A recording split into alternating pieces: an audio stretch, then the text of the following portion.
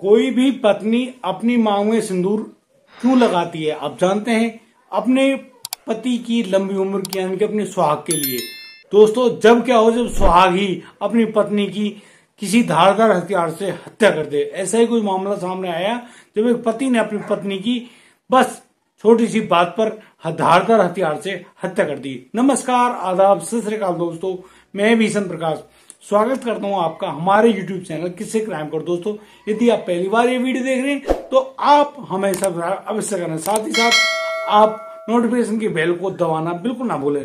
दोस्तों, आज का जो चौंका देने वाला जो मामला है वह सामने आया है बिहार के अररिया जिले से।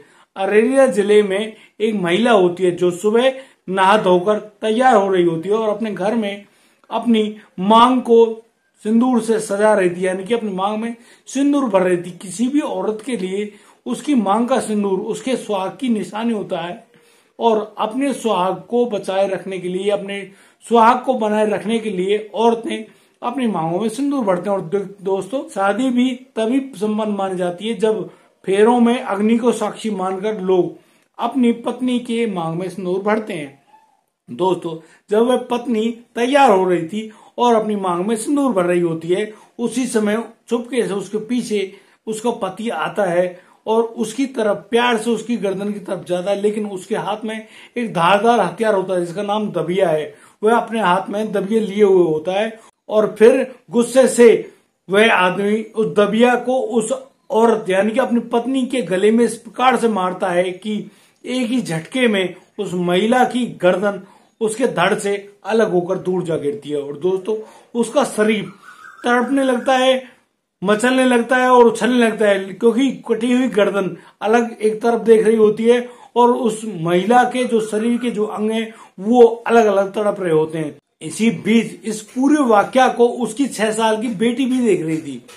यहाँ पर उस 6 वर्षीय शालिनी ने भागकर जाकर अपने बाबा दादी को जाकर सूचना दी कि उनके पिता ने उसकी माता की हत्या कर दी। और दोस्तों, देखते देखते पूरे गांव में यह बात हवा की तरह फैल गई, हड़कंप मच गया। लोग एक दूसरे की तरफ देखने लगे, सोचने लगे कि आखिर हुआ तो हुआ क्या।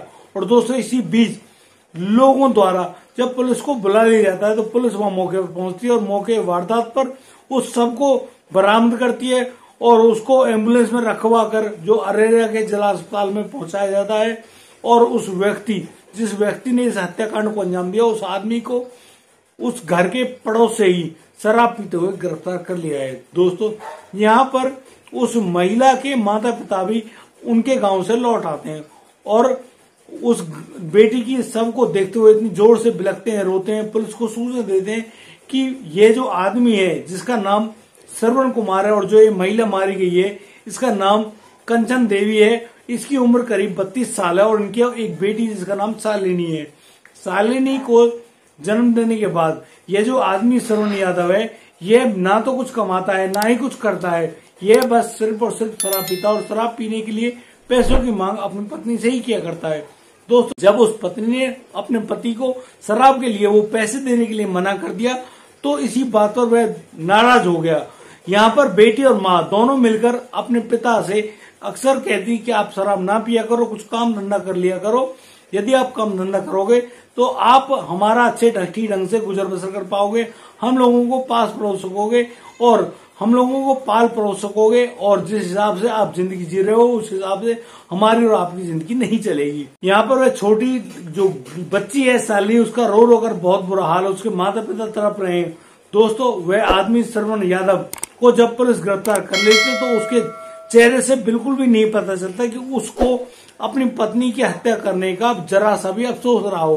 दोस्तों, यदि आप शराब पीकर आते हैं अपने घर में और फिर अपनी पत्नी से मारपीट करते हैं, उनके साथ छेड़छाड़ करते हैं और जबरदस्ती उनसे पैसों की मांग करते हैं तो इसका अर्थ बहुत गलत जाता है। और दोस्तों, ये बहुत खतरनाक काम है कि कोई आदमी यार वो मांग में सिंदूर भरती है आपकी सलामती के लिए, आपकी होने की जो निशानी है वो मांग में सिंदूर होता है और उसी को वो धारण कर रही है। और आप लोग मात्र उस शराब के चक्कर में, हम शराब पीने और पिलाने का बिल्कुल खंडन करते हैं, लेकिन वह आदमी अपने शराब पीने के चक्कर में अपनी पत्नी को जान से मार देता है। यहाँ पर उसकी पत्नी के माता पिता भी कह रहे थे कि हम उस घर का खर्चा खुद चला रहे हैं, यानी कि उस महिला के जो जेब खर्चा यानी कि जीने का जो कुछ भी खर्चा होता है उसको उसके माता पिता वहन कर रहे हैं, ना कि उनके ससुराल जन। और वह जो व्यक्ति है उसके चेहरे पर बिल्कुल भी कोई स्कन तक भी नहीं है, ना ही उसको कोई अफसोस है कि उसने गलत किया। दोस्तों बेहद ही हैरान कर देने वाला है, जब एक पति ही अपनी पत्नी, जब वह अपनी मांग में सिंदूर भर रही थी, उसी समय उस पत्नी की दबिया मारकर गर्दन को धड़ से अलग कर देना। दोस्तों बेहद ही शर्मनाक है।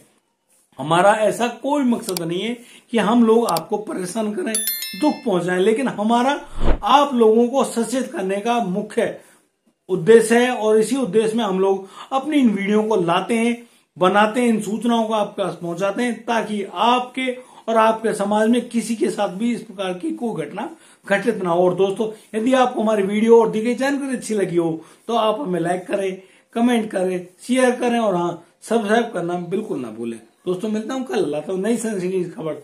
तब तक के लिए आप बढ़िया रहें, बेहतरीन रहें, अपने परिवार का बखूबी ख्याल रखते रहें। जय हिंद, जय भारत।